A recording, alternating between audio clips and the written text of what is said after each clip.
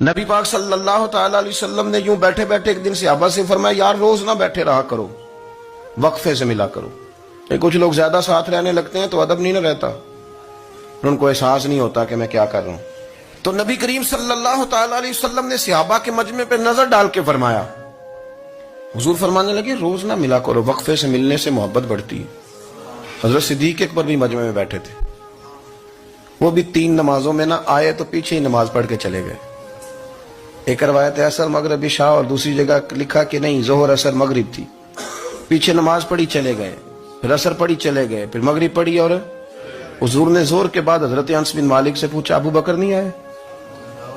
پھر عصر کے بعد پوچھا ابو بکر نہیں آئے؟ پھر مغرب کے بعد پوچھا ابو بکر نہیں آئے؟ تو حضرت انس بن مالک کہتے ہیں میں بھی حیران تھا کہ وہ نماز تو پڑھ کے گئے ہیں، اور حضور کا طریقہ تھا کہ سلام پھیر کے پیچھے دیکھتے تھے، تو حضور نے دیکھ لیا، پھر بھی 3 دفعہ پوچھا کہ وہ آئے نہیں؟ سمجھے میری بات کو؟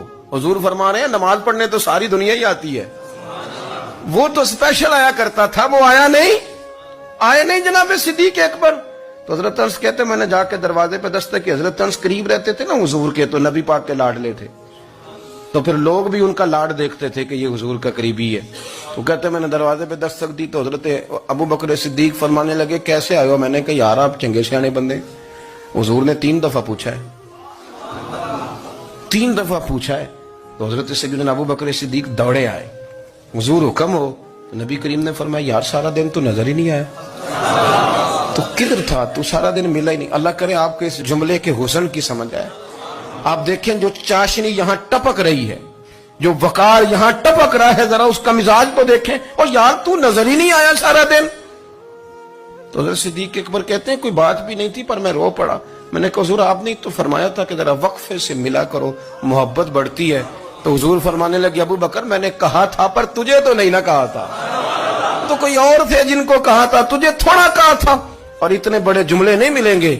رسول کریم فرمانے لگے تو یہیں رہا کر، تو رہتا ہے تو میرا دل لگا رہتا ہے، یہیں رہا کر، میرے پاس رہا، تو نہ جایا کر یار، تو ادھر ہی رہا۔ او پانی پر نہ سہیلیاں رنگا رنگ کڑے، او سجنوں اسی تے پریا اس دا جانیے جس دا توڑ چڑھے۔